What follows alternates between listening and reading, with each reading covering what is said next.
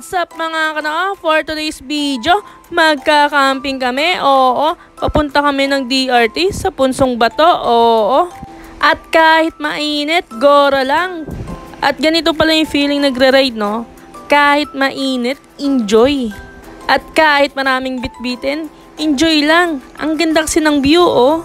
At kahit paminsan-minsan, ayain mo asawa mo, jowa mo, kapamilya mo, mama mo, o kahit sino pa man, ayain mo mag-rides kahit papaano maalis ang stress o ano man ang iniisip niya. O diba ang ganda ng view, nakaka-relax? Buti dito kami dinaan ni Waze. Ang galing! First time lang namin ng aking asawa mag-rides kasama sila Kuya at Ate Apple. Si Kuya nagkaya ng rides at camping, kaya Gina! O, tignan nyo yung likod ko. Ang dami namin bitbitin, di ba?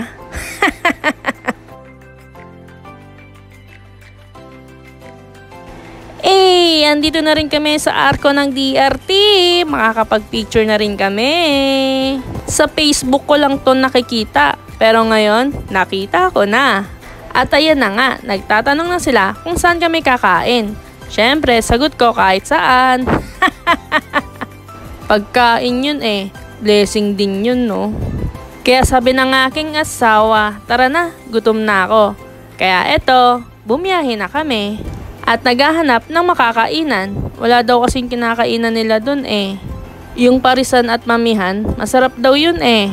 Sa nagbabalak pumunta ng DRT o mag-camping, paakyat po ang daan. Kaya doble ingat.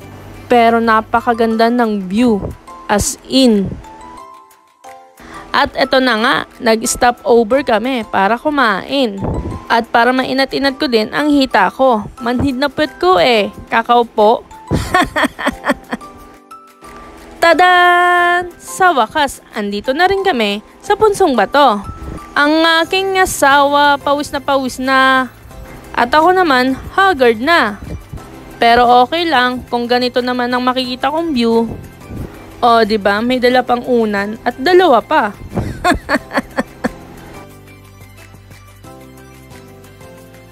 At sila Ate Apple nakapaglatag na ng tent. Ako, eto, ini-enjoy ko lang ang view at ang aking asawa pumunta na doon sa ilog. First time ko lang kasi makapunta dito at first time ko lang mag-camping.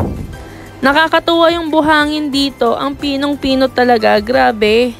Parang buhangin ng Boracay, ganun kaganda. At eto na nga, naglalatag na kami ng aking asawa ng tent at si Kuya, pinakita niya yung puwet niya, kaya blinerd ko. Habang binubuo namin ng tent, eto nagkukwentuhan kami nila Kuya, na sakto kami lang ang tao, hindi siya matao. I mean, hindi maraming tao. As in, solo lang namin, 4. Maganda yung ganito, yung kayo-kayo lang, walang ibang kasama. Tadan! Buo na ang aming tent at yan ito ang aming setup. O diba? Ang aking asawa kung saan nagpupunta sa kalagitnaan ng init, naglalakad. Hay Diyos ko naman, oo. At si Kuya nagre-ready na parang sa lunch namin. O diba? Para maaga kami kumain. Ang lulutuin ni Kuya ay pritong tilapia, itlog at may seaweeds. Wow, ang gandang tignan. Oo, ang galing talaga ni God, no? Ang galing niyang mag-create. Napakayapa. Ang ganda. Ang tanging maririnig lang, huni ng mga ibon, agos ng tubig, bunganga ng misis. Charot! At ito na nga, kumakain na po kami. Kain po mga kanoo. Pasensya na sa aking bilbil na napakalaki. At ang aking asawa nagre-ready na sa bonfire para mamaya. Dati pinag-uusapan lang namin to ng aking asawa ang camping. Pinag-uusapan namin na kapag nakakuha kami ng motor, eto, magta-travel, magka-camping, maglo-long rides. Kaya lahat ng yon natupad na. Kaya mapapa-thank you Lord na lang kami. Hindi pala na lang, thank you Lord talaga. Teka, napansin ko lang, ang bilis umitim ng aking asawa, ang itim ng braso niya.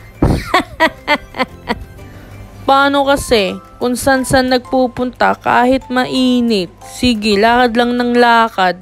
Partida, nakayapak pa, walang tsinelas, naglalakad sa kainitan. Kapalatan ng kalyo niya sa paa at hindi niya nararamdaman yung init. O kahit sakit man lang. Tibay!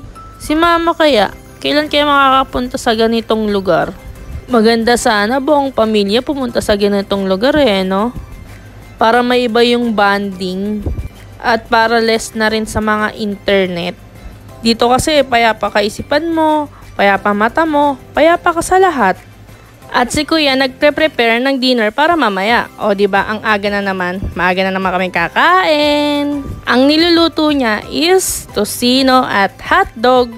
Bonfire na para iwas din sa lamok. Si kuya tulala sa apoy.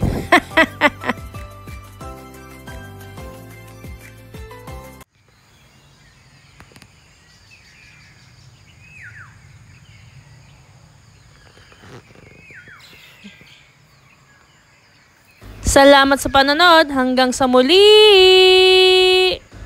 Follow mo na rin ako.